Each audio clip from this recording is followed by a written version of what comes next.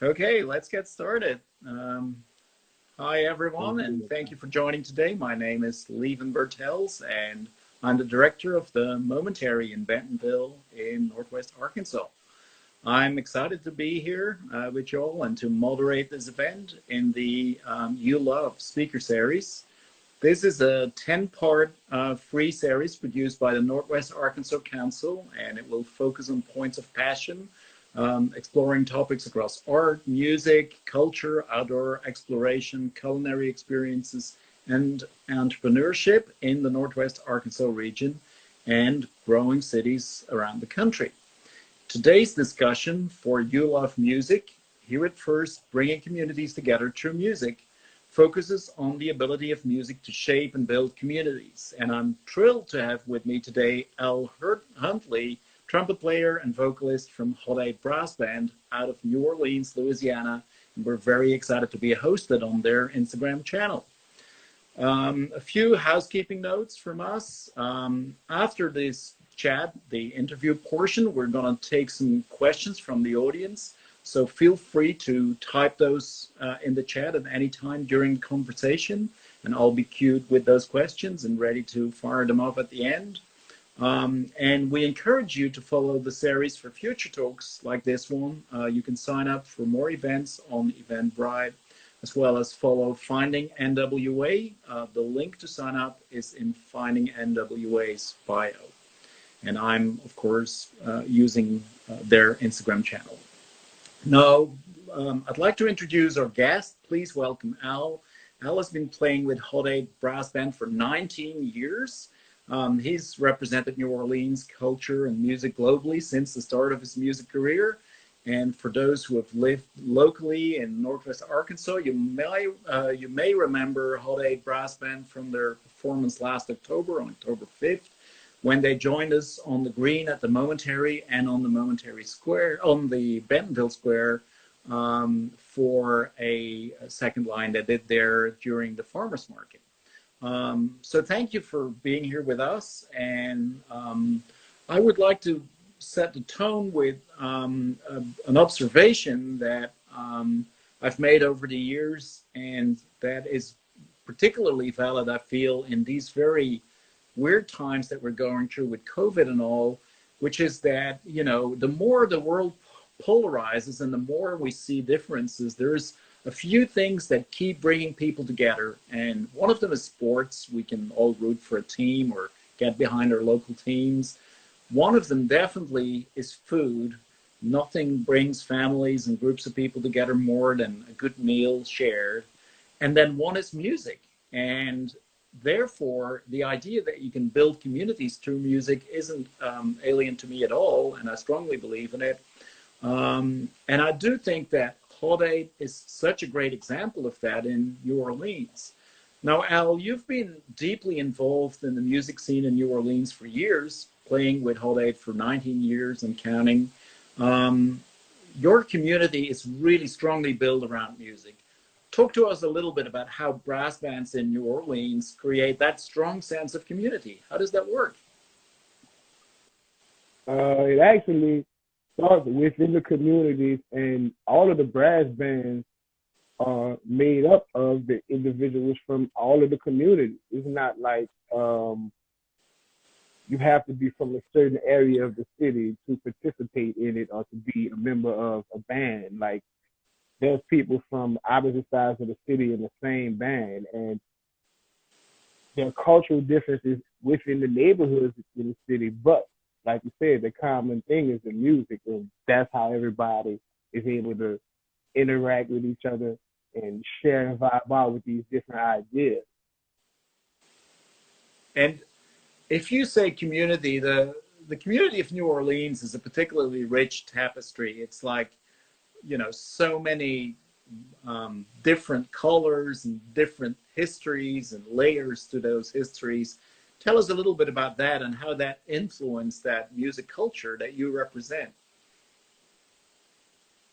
You can just hear it in the music. And the thing about the brass band form, our style of it is really indigenous to New Orleans. And you can hear the mixture of the African, Caribbean, uh, the indigenous type native drum style. You can hear it all within the music.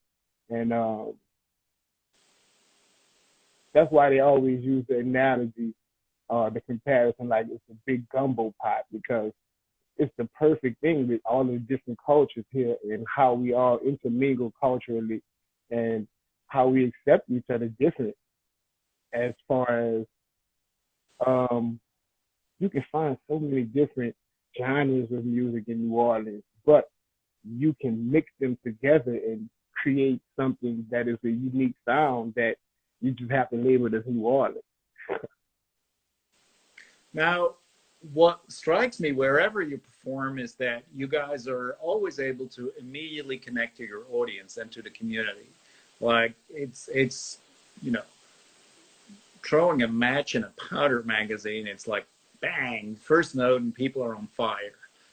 What is that? What is the magic ingredient other than your great showmanship? Because you guys, have it when you just enter the stage. But what is it in the music that brings that joy and or sorrow when you play sad music? But how does that translate so easily to an audience? It's just that soulful, man. And a lot of the musical compositions are just straight from the heart and soul of the musician. And they open up their personal lives and share personal experience, personal feelings, and it's all into the music. That's why it's just an immediate impact.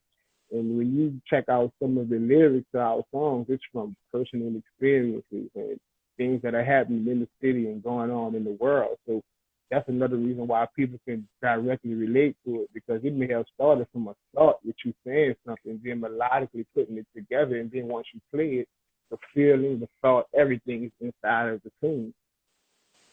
And does that work everywhere? Do you, or have you had instances where you go like, man, this audience is just not for us?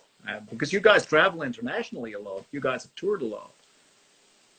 Yeah, the difference internationally, I would first say that it's just definitely first cultural differences, because we're used to here in New Orleans more of like everybody up partying, dancing, and we may do a big venue in Germany or the UK, and everybody might sit for the entire performance, and we're like, we cannot like really understand what's happening. But then at the end, it's standing ovation. We want more. We want more. So we would be like, why weren't you up dancing? But just that's one way that is different. They're screaming from the inside. They're dancing on the inside. Definitely. But from But the artist's point of view, like standing on stage and just seeing everybody sitting at the stand, full attention, not clapping, not singing, not dancing, it would make you feel like you're not doing your job properly. But at the end, once it's standing ovation and they want encores, it's like, wow. now, obviously, touring around Arkansas isn't as exciting as going to Scotland or Germany or Japan, but at least it's out of New Orleans. And I wonder what kind of memories you have from your trip to the Momentary, and because for us that was really a meaningful event. That was like pretty much our first ever live concert at the Momentary when we were transitioning this old cheese factory into this new arts venue, and also the first community gathering. Um, what kind of experience was that, and what did you think of the Bentonville audience? First of all, it was our first time in Bentonville, so it was a new experience for us, and we love breaking in new places, meeting new people. But everybody was so nice, and it was one of those things like instantly there was a connection with the music. The people were just like in a state of awe, like they couldn't believe that they had this real New Orleans band here. It was more of like, let me soak up the moment, let me catch it, let me take pictures and videos, then let me be a part of the moment, how it would have been in New Orleans, like just naturally following the band and joining in. But it was more of like a respectful thing, and everybody was just trying to capture the moment. Like it was just amazing to them. So that alone makes us feel like we're doing our job, man. When we're able to break into a new region and share our culture with different people, and they just naturally accept it and want to participate and be a part of it, man. And it's such a funny part of the world because even for me as a newcomer to Northwest Arkansas, you can feel that, it's that connecting point, but it's clearly wants to be part of the South, but it's, the Northwest of the Southeast, which is right in the middle, I guess. So it's kind of confusing as a place. And sometimes it even comes across confused, and we're still in massive transition. One thing, of course, that has sort of really changed rapidly between when you guys were there and today is the move to change the square and to remove the Confederate soldier that's on the square. And of course, when you guys played, it was clear that the farmers market's already sort of standing with its back to the soldier. But we've had some really profound conversations in our community around Black Lives Matter. How has something like Black Lives Matter, gone through Hot 8, and what kind of conversations are happening at your end? I mean, from our end, it's just kind of a repeat thing, and people are just kind of fed up and just tired of this. And um, a lot of people just don't get it. And when you hear the opposition and like the all lives matter and all that, nobody's saying that all lives don't matter, but all lives aren't being taken like this at this rate, in this manner, with these methods. So you just either don't get it or you approve of it happening. And us, we've dealt with this firsthand before, man. Like Joseph Williams, Shotgun Joe. If you follow the Hot 8, and if you know the Hot 8, and you've been around the Hot 8, he was killed by NOPD. And there was no reason for them to kill this young man. He was shot over 10 times, multiple officers, unarmed, nothing but a trombone, and nothing basically was done about it. So we saw this firsthand. We've dealt with it firsthand. We've tried to get justice firsthand. And this was over 10 years ago. So we're still dealing with the same issues today. And the part that people don't get is that it's almost like you're afraid for your peers.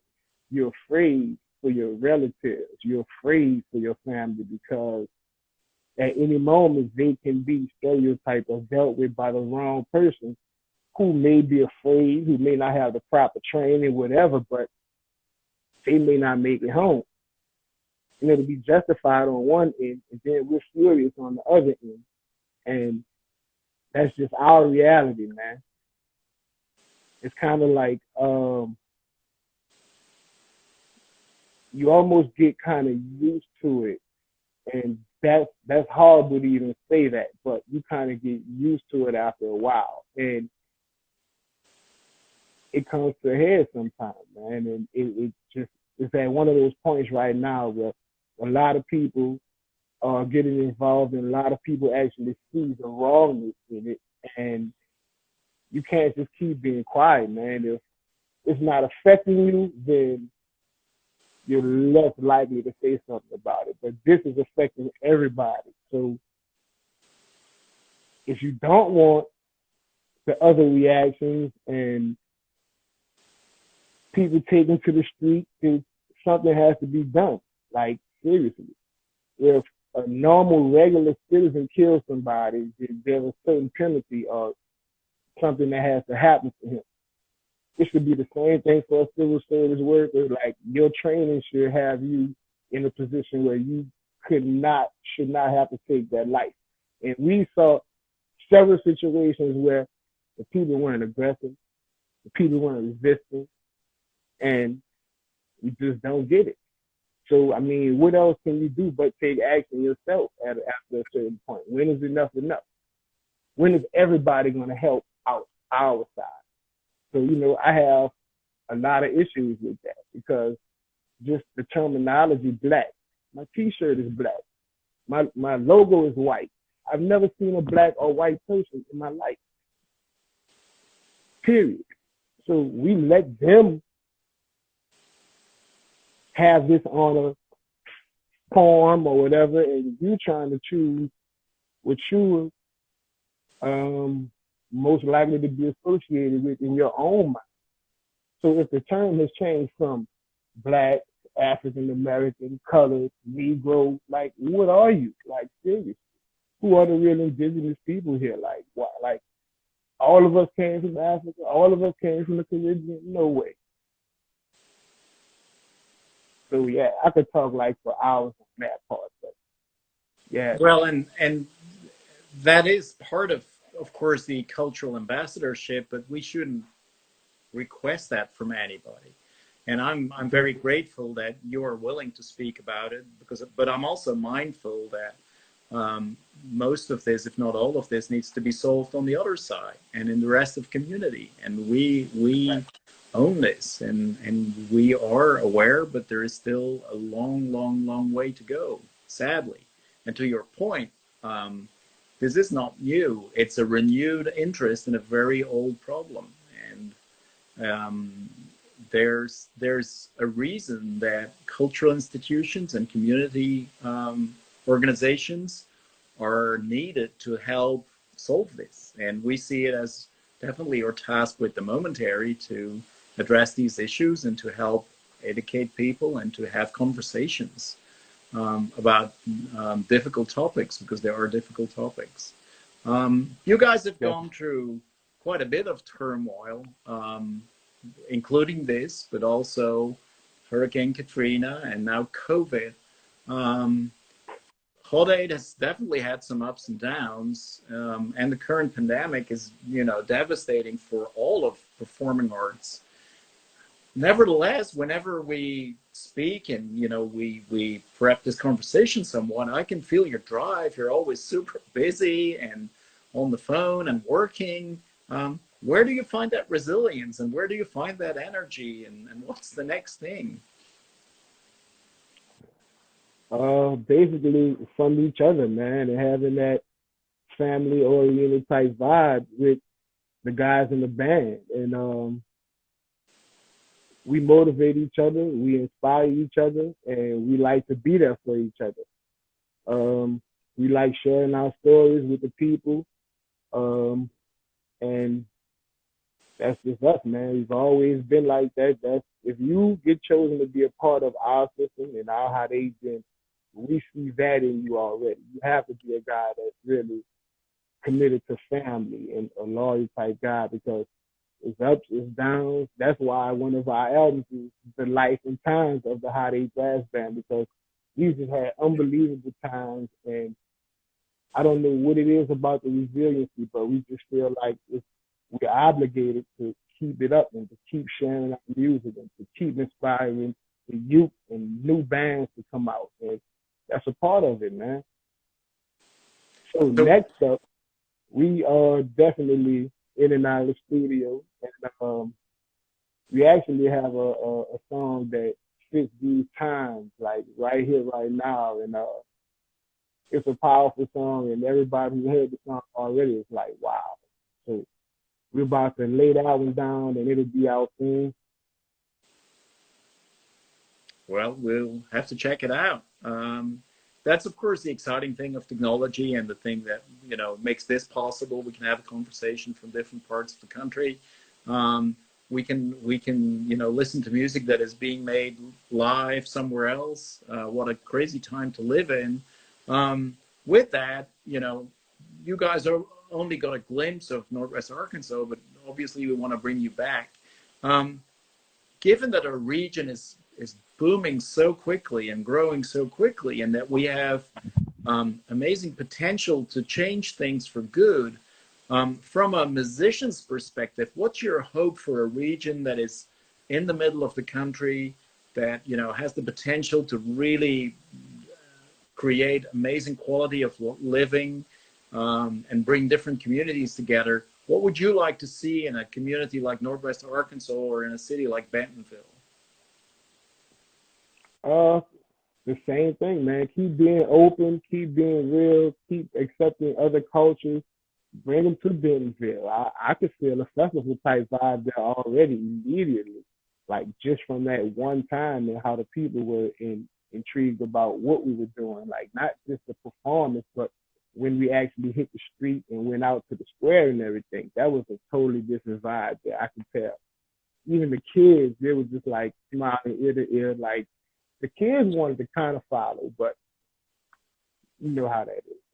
Hey, they should. We should let the kids follow more often. We should follow the kids, I guess. That's our future. Absolutely. And kids have a natural tendency to, you know, just find good music always. Many kids do. Yeah. Any crazy ideas out there for music and sharing music now with COVID? I guess you guys are doing the same as everybody else. You're on YouTube, you're, you know, doing all kinds of things, but Yep. And that's basically it. Like, the only performances locally that we've been able to do have been really scarce, and we've been set up kind of like they'll have us.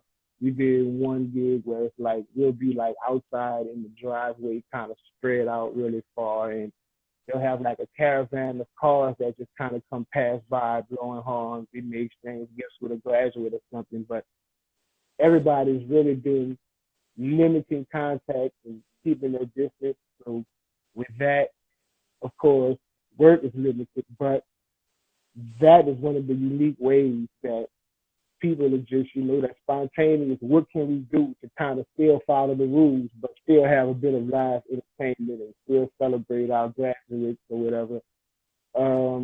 But other than that, yeah, man, straight videos, live streaming on whatever media, Instagram, of course, and that's how we just did our first real live stream Sunday, and that's going to be our every Sunday thing now, man. Like that's our day anyway, whether it was second lines or our Sunday night thing that we held down for over 10 years, man. Shout out to all y'all too. Um, that's just always been our day, man. So every Sunday now we're gonna go live for like 3 p.m. Central Time, so that's not too late on the other side, and you know, try to kind of cater to everybody to give everybody a treat every Sunday. Real New Orleans, how they. that's a real treat for everybody. And as you say, that works for East Coast, West Coast, works for everybody. Have you had time to discover any new music yourself, now that you were grounded at home? Did you find stuff online or that was a real discovery for you? Uh, I really, it's so much different stuff, man. Cause like I'll just go to new stuff, and that's one of my things. Instead of going to like 90s music, 2000, I just go to new artists, new stuff, and it's so much higher music that's out right now, man. So I don't know if it's just going through something right now and just the time, but uh, there's a lot of really nice music out here right now. But Sure. Yeah. locally, I mean, you always got to support the local artists, man. And right now, I see a lot of people who've been busy. A lot of people just been trying to stay relevant. But Tank and the Bangers, man, we fans of them, man, like big time, man. Jamal Allen, he keeping it pushing. Like I see him. Like it's a lot, man. It's a lot globally, but locally, like yeah, Which is super cool. I love that idea of, you know, listening globally and playing locally. And there's some dude that coined this, a global economy, like global and local in one word. I yeah, think we need that for regions and for music, as well. You know, you want to have the ability to bring in musicians and And that's another hot topic. Currently, musicians, of course, are not only grounded nationally, but they're also definitely grounded internationally. It's impossible to bring guests in. And by the way, I wanted to remind everybody listening that now is a good time to send your questions. If you had any questions, I see some popping up already, and I'm going to grab this chat window a little closer to my phone so I can see what's coming up. So one question here was, what do you miss most about touring? And that's a very good one. Oh man, the people, the venues, we have friends all over the world now, man, and that's one of the things when we go back to spots multiple times and the local musicians, we meet local musicians and artists everywhere we go. And sometimes it's major artists and you can't believe that, they'll pop up at your show backstage and that's one of the things, just the people, man, the interaction, definitely. We're normally in the UK or Germany or somewhere, and even through their heat waves, it's like 20 degrees cooler than here. So we appreciate being on the other side of the world for our summertime. Telling that's a different thing. I cannot High wait to bring 90s, that back 100% to you. humidity. And then somebody here on the Instagram chat is asking, just finished watching Cream. What was it like to be involved in that? Yeah, that's Treme. Yeah, That's how sorry. you pronounce it. Um, that was actually really nice to be chosen for that and to use our song for the soundtrack, New Orleans after the city. And that was big for me because I did like all of the lyrics to that. So HBO, Treme, man, a show about New Orleans, about the New Orleans culture inside the city. That's definitely big time for us. And we'll give some links and tips on where they can find information on your future projects. But are there any spontaneous live performances with social distancing in the pipeline? Are you planning to do more of those for people that are already in the area? Definitely. We have a couple things that we've been plotting on, and like I said, weekly now. Like that was our first time. We had did a couple videos, but as far as live streaming, that's gonna be our new thing. We're gonna live stream like 100% more than what we were doing. That was our first one, and every week you'll see us doing live streams, definitely. Now, a more personal question, perhaps, but since you've been with Hot 8 for 19 years, what are some of the big lessons learned from that, and how does that work? That kind of loyalty. Uh, that's the first thing. The loyalty, man, and being straight up. We're 8, 10, 12 guys sometimes, and it's impossible to have 12 people agree on everything all the time. Like I'm supposed to like black and white. You're supposed to like red and blue. Like you're supposed to have differences in opinions sometimes. But respecting everybody and keeping it real, man. And we have people that were in the band over the years and either kind of outgrew the band or chose to go another route, felt a different way in their life where it was time to move in a different direction. And um, sit down to the band and talk to them and explain the situation, explain how I'm feeling. There's nothing against you guys. I love you guys, like, and actually are in tears. So just keeping it all the way real and sharing your feelings no matter what it is. It's like we cannot agree, but that doesn't mean you have to beef or be angry with each other. So that's big in our bag. And if we do have a disagreement, we'll vote and it's over with, man. Hey, and if you could rewind the tape and give young L. Huntley some advice before joining, what have you learned that you want to tell your younger self? uh, Business first. That sounds hard. That's hard, but it's fair. And you It's ask me, fair. that's what I would say. That's what I would tell my younger self. That's not bad advice. I'm sure. Are you It's willing to not. say you've burned your fingers? Oh, definitely, definitely.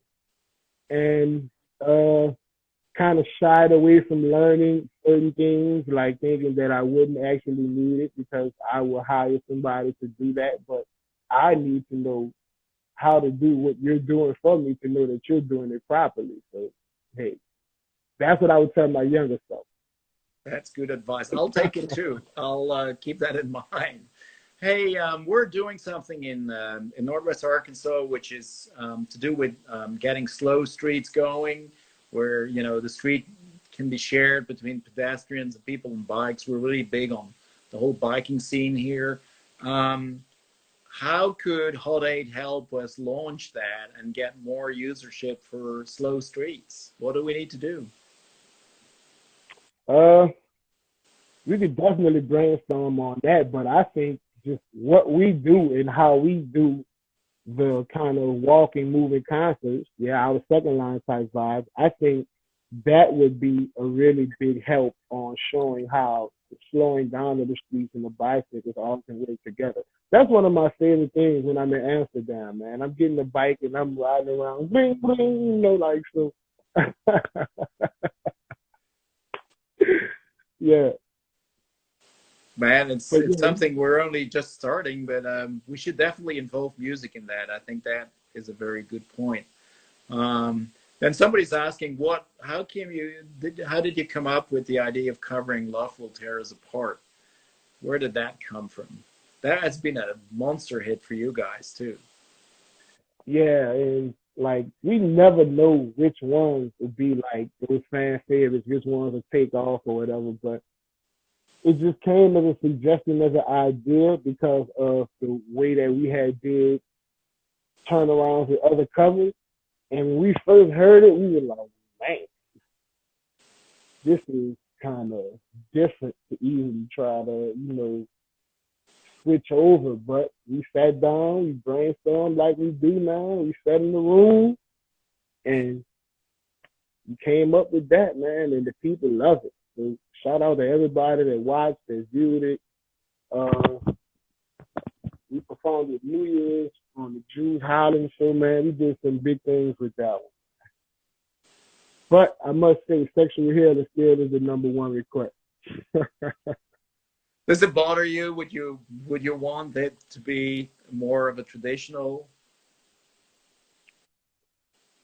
um,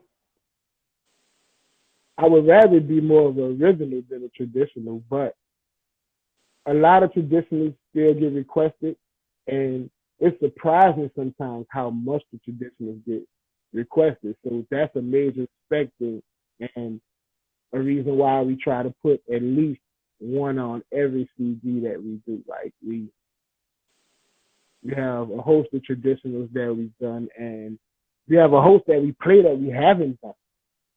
And it's really paying homage, man, because that's where it all comes from. Those traditionals, those old spirituals, the church, the benevolent society, social aid and pleasure clubs. That's the real history of it. So always.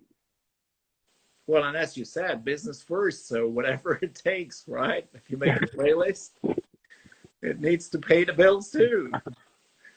Hey, we've learned that from this conversation. Um, well, I think it's time to start wrapping up. But I really, really enjoy, again, that passion that you guys bring. It's not just passion because passion sometimes sounds shallow. There's also tremendous craftsmanship and professionalism. I can say from our experience with the Momentary team that it's just so much fun to see you guys work because there is the professionalism, there's the drive, there is the experience, there is the years of combined legacy that you guys carry. And I'm sure that's a big weight on your shoulders in terms of responsibility, but you carry it with grace and you carry it with dignity and you carry it far. I don't think there's many ambassadors the likes of you for Louisiana culture and for New Orleans culture. I still want to end with food though, because I'm a foodie and I believe you love to cook too. What was your last big dinner or lunch that you cooked? What was your big culinary success of recent? Uh, the last thing we had was stuffed redfish, man. And yeah, stuffed redfish, and the stuffing was just like a dressing with crawfish tails, shrimp, crab meat, and it was with a lemon, butter, garlic, white wine sauce. Like, and Sounds I good. fish a lot. Yeah, I fish a lot, man. So I'm out there on the water, man. We have some of the most unique waterways in the world out there, man. Yeah, Yeah, it is I'm out there. the landscape and the bayou and everything. It's pretty unique. I cannot wait until all of this COVID is over and we're able to travel again. And I would love to do some of that with y'all. Um, I'm going to wrap up here. I'm going to say thank you, Al, for making time so generously and talking to us and hosting this on the No Hot Eight problem. channel. We're really privileged. We were privileged in October to have you. I can already say that Stuart Rogers and me and everybody else at the Momentary cannot wait to bring you back to Northwest Arkansas. We've had many requests already from families saying, when are these guys going to be back? And we should definitely work on that. Um, I think you're the living proof that music does indeed create community. Music in itself gives many of us a sense of purpose and brings us together and brings all kinds of people from all walks of life together. Um, Thank you for joining us, but also thank you for being Hot Eight Brass Band, and thank you for making that beautiful music. I'm going to invite everybody listening to follow Al and Hot Eight Brass Band on Instagram at Hot Eight Brass Band on this channel, and you can follow us at the Momentary at the Momentary. As I said at the beginning, please follow the You Love series on Eventbrite and take part in our upcoming events. The link is in Finding NWA's bio, so you can register there for the next event. And with that, I would like to say thank you and goodbye.